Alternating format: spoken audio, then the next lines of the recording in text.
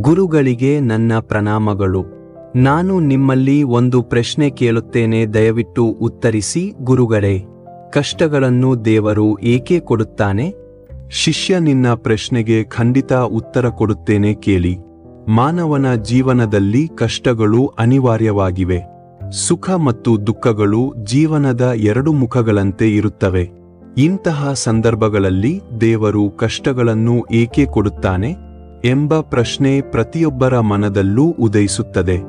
ದೇವರು ಕಷ್ಟಗಳನ್ನು ಶಿಕ್ಷೆಯಾಗಿ ನೀಡುತ್ತಾನೆ ಎಂಬ ಭಾವನೆ ಸಾಮಾನ್ಯವಾದರೂ ವಾಸ್ತವದಲ್ಲಿ ಕಷ್ಟಗಳು ಮಾನವನನ್ನು ರೂಪಿಸುವ ಸಾಧನಗಳಾಗಿವೆ.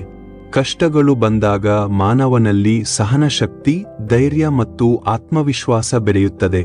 ಸುಖದ ದಿನಗಳಲ್ಲಿ ನಾವು ನಮ್ಮ ಶಕ್ತಿಯನ್ನು ಅರಿಯುವುದಿಲ್ಲ, ಆದರೆ ಕಷ್ಟದ ಸಮಯದಲ್ಲಿ ನಾವು ನಮ್ಮೊಳಗಿನ ಸಾಮರ್ಥ್ಯವನ್ನು ಕಂಡುಕೊಳ್ಳುತ್ತೇವೆ. ಕಷ್ಟಗಳು ನಮ್ಮ ತಪ್ಪುಗಳನ್ನು ತಿದ್ದಿಕೊಳ್ಳಲು, ಜೀವನದ ಮೌಲ್ಯಗಳನ್ನು ಅರಿಯಲು ಸಹಾಯ ಮಾಡುತ್ತವೆ.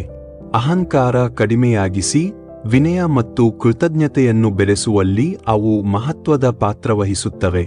ಇನ್ನೊಂದೆಡೆ ಕಷ್ಟಗಳು ಇತರರ ನೋವನ್ನು ಅರ್ಥಮಾಡಿಕೊಳ್ಳುವ ಮನಸ್ಸನ್ನು ನೀಡುತ್ತವೆ. ಇದರಿಂದ ಕರುಣೆ, ಮಾನವೀಯತೆ ಮತ್ತು ಪರಸ್ಪರ ಸಹಾಯ ಮಾಡುವ ಗುಣಗಳು ಬೆಳೆಯುತ್ತವೆ. ಕೆಲವು ಆಧ್ಯಾತ್ಮಿಕ ದೃಷ್ಟಿಕೋನಗಳ ಪ್ರಕಾರ ಕಷ್ಟಗಳು ನಮ್ಮ ಕರ್ಮಫಲದ ಭಾಗವಾಗಿದ್ದು ಅವುಗಳ ಮೂಲಕ ಆತ್ಮೀಯ ಬೆಳವಣಿಗೆ ಸಾಧ್ಯವಾಗುತ್ತದೆ.